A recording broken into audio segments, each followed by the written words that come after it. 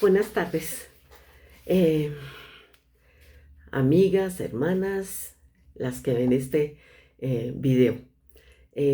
Vamos a continuar con nuestro libro Más allá de mi lista de oración, lo que nos enseñan las cartas de Pablo de Wendy Bello. Oremos. Señor, te damos gracias porque sin lugar a dudas eh, nuestra oración hay veces es vana a pesar de lo que hemos estudiado, de lo que leemos en la palabra, Señor.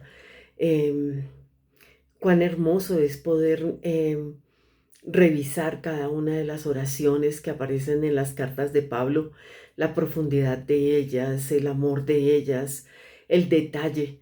Y Señor, eso es lo que queremos continuar aprendiendo y que tú nos ayudes a orar unas por otras y a fortalecernos en el amor del Señor y en el poder del Señor.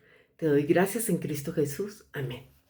Bueno, yo quiero que miremos en un momentico el índice que está al puro comienzo del libro y en este momento hemos completado, vamos a comenzar el capítulo número 7. El capítulo 1 fue Señor, enséñanos a orar y estuvimos viendo una oración en Mateo 6, 5, 13. En el capítulo segundo, Señor, ayúdanos a conocerte mejor y que podamos ver todo lo que tenemos en ti. Efesios 1, 15, 19. Luego en el capítulo 3, Señor, nuestras fuerzas son escasas. Necesitamos tu poder para vivir en este lado del sol. Efesios 3, 14, 19. Capítulo 4, Señor, danos un amor anclado en la verdad. Filipenses 1, 9, 11. Capítulo 5. Señor, en un mundo de dolor, permíteme ser un instrumento de consuelo a corazones heridos y desesperanzados. Filemón 4:7. Capítulo 6, que lo terminamos. Señor, estamos agobiados, necesitamos de ti y de tu paz. Filipenses 4:6-7. Como podemos ver en estos 6 capítulos, nos hemos enfocado especialmente en 2 cartas, en la de Efesios y la de Filipenses, lo cual nos ha permitido tener un conocimiento más profundo de estas 2 cartas. Filemón es tan corta, realmente la pudimos leer completamente. Si no lo hiciste, hazlo cuando hicimos el capítulo número 5. Pero ahora vamos al capítulo 7 y dice, Señor, ayúdanos a conocer tu voluntad para vivir vidas que te agraden y rindan fruto a ti. Y es otra carta que se escribió a los colosenses y esto es en el capítulo 1, 9 al 11. Vamos a leer el versículo de la versión Reina Valera y no del libro. Dice así: por lo cual también nosotros, desde el día que lo oímos, no cesamos de orar por vosotros y de pedir que seáis llenos del conocimiento de su voluntad en toda sabiduría e inteligencia espiritual, para que andéis como es digno del Señor, agradándole en todo, llevando fruto en toda buena obra y creciendo en el conocimiento de Dios, fortalecidos con todo poder conforme a la potencia de su gloria, para toda paciencia y longanimidad, con gozo, dando gracias al Padre, que nos hizo aptos para participar de la herencia de los santos en luz. Sin lugar a dudas, nos podemos dar cuenta que el que escribió esta carta fue Pablo, porque se parece mucho a otras frases que él ha utilizado en sus oraciones al comenzar el primer capítulo de las diferentes epístolas. Entonces, podemos tener ahí la certeza, por lo menos, de que sabemos que esto fue hecho por Pablo. Y la autora comienza con una pequeña historia, pero yo quiero dejarla en la página 124 y 125, la cual ustedes pueden leer, pero aquí dice algo muy importante. En nuestro caminar con Dios también se espera que crezcamos y maduramos, porque ella estaba hablando del crecimiento de sus hijos y del madurar de sus hijos. Pero sin lugar a dudas que la vida cristiana es más importante que el mismo crecimiento de nuestro cuerpo. Se supone que con el pasar del tiempo dejaremos de ser niños o niñas en nuestra manera de pensar, como dijo Pablo en 1 Corintios 14:20. No seáis niños en la manera de pensar, sino sed niños en la malicia, pero maduros en la forma de pensar.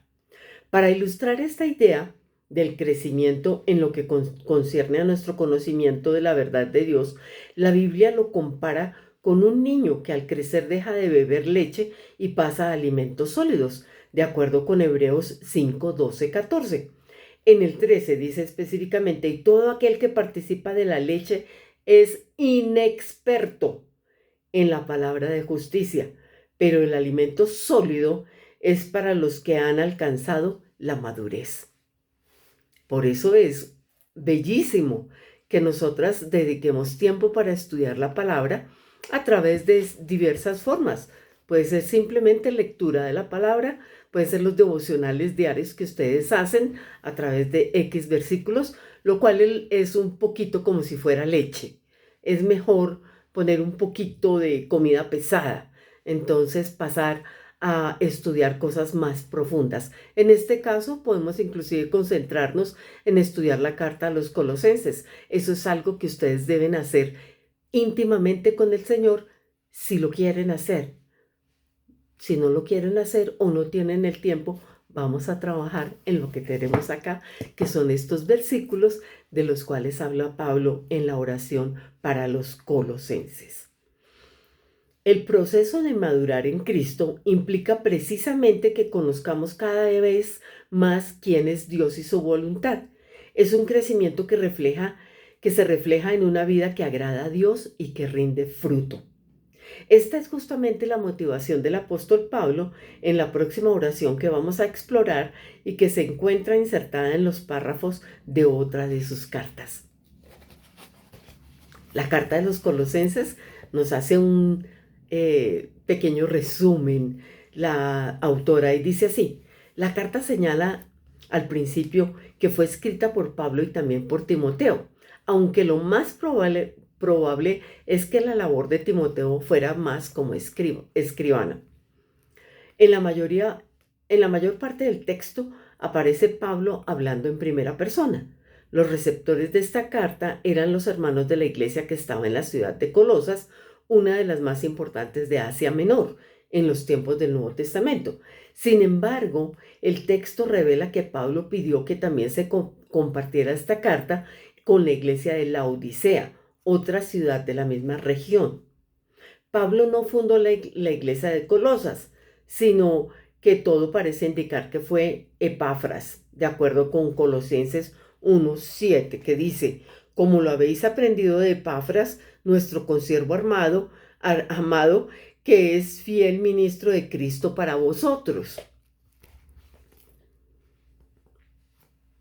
Un hombre poco conocido, pero al que Pablo estimaba mucho y quien llegó a ser posteriormente su compañero de prisión, de acuerdo con Filemón 1:23. Esta epístola mantiene las características de muchas otras cartas de las que escribió Pablo.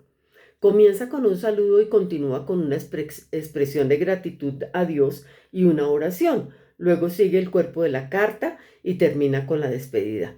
Colosenses nos deja ver que Pablo quería confrontar la confusión que esta congregación enfrentaba producto de falsas enseñanzas, tanto judías como politeístas, que se propagaban por ese tiempo entre las iglesias. Estas falsas enseñanzas devaluaban a Cristo y socavaban la identidad que los creyentes tienen en Él. Por eso Pablo buscó mostrar el error de dichas enseñanzas y animar a los creyentes a crecer y a madurar en Cristo. ¿Y qué de ti? ¿Quieres crecer y madurar en Cristo? Para eso nos debemos esforzar. Hay que leer, hay que buscar, hay que investigar, hay que volver a leer, hay que abrir la Biblia continuamente. Pablo ora por cristianos desconocidos. Esa es la primera frase del versículo 9 que dice: por lo cual también nosotros, desde el día que lo oímos, no cesamos de orar por vosotros.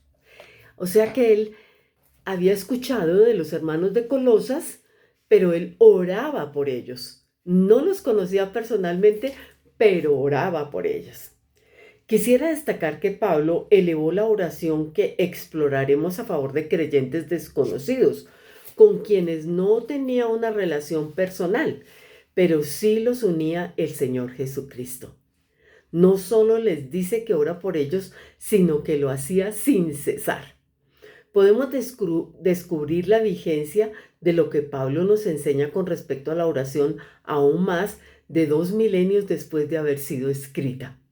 Por un lado, aprendemos que también debemos orar por aquellos hermanos en la fe a quienes no conocemos en persona, pero cuyas historias pueden llegar a nuestros oídos. Ahora las noticias corren en cuestión de segundos, ¿o no? Y es común leer sobre creyentes perseguidos, misioneros pasando dificultades en lugares hostiles, iglesias asediadas por enemigos de la fe cristiana y mucho más.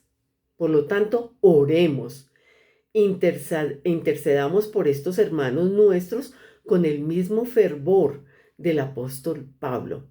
Nosotros no los conocemos, pero el Señor sí los conoce. Quizá nunca sepamos el resultado de esas oraciones, pero no pasan inadvertidas para Dios. De hecho, nuestras oraciones son como incienso para Él y están bien guardadas. Hay un ejemplo en estos días que nosotros, por el cual estuvimos orando en la iglesia, que son una iglesia en el Guaviare. Les explico para quienes no conocen Colombia o no han visto un mapa de Colombia. Colombia tiene está dividida en diferentes regiones y hay una región que es como llanuras en donde hay muchos ríos, en donde abunda el agua, no hay grandes ciudades como decir Bogotá, Medellín o Cali, no, allí son más que todo ciudades intermedias y pueblos pequeños. Entonces, en el Casanare,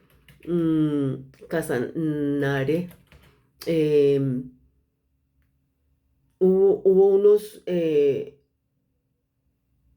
unos creyentes cristianos atacados en Colombia por la guerrilla.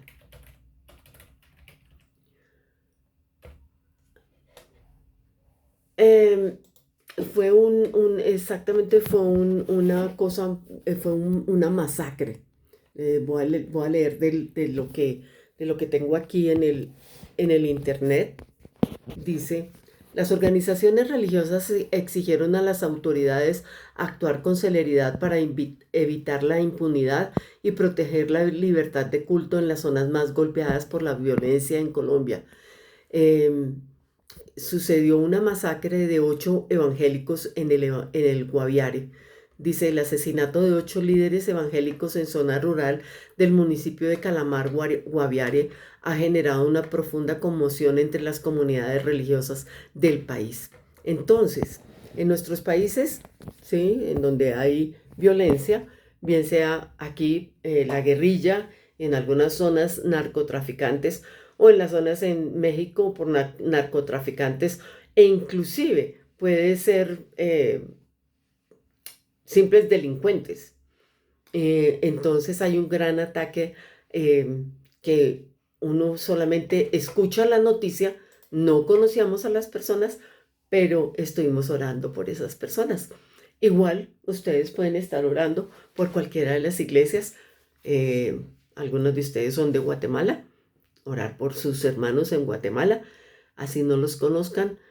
Otros son de México, orar por sus hermanos en México, orar por cómo estará en este momento la persecución en Venezuela o en Cuba. No sé exactamente, pero estos países latinoamericanos, sin lugar a dudas, requieren de oración por los creyentes, todos los países de América Latina.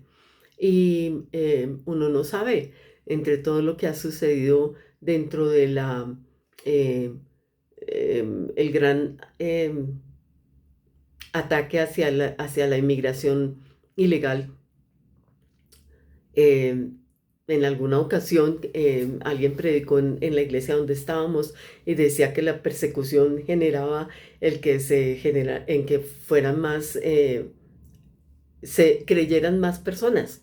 Entonces, en este caso, muchas personas han venido a Estados Unidos y en Estados Unidos han conocido a Cristo y luego ellos regresan a sus países y ellos van a ser un granito de arena para que Cristo sea conocido en nuestros países. Entonces hay que orar por todos ellos, por todos ellos. Tenemos mucho que orar. Pero luego dice acá, Pablo ora por conocimiento de la voluntad de Dios. Y esta porción de la voluntad de Dios es aún más profunda, porque aquí no es solamente orar por las personas, sino que desafortunadamente muchas personas oran por la voluntad de Dios, como relata aquí la autora, por cosas que no tienen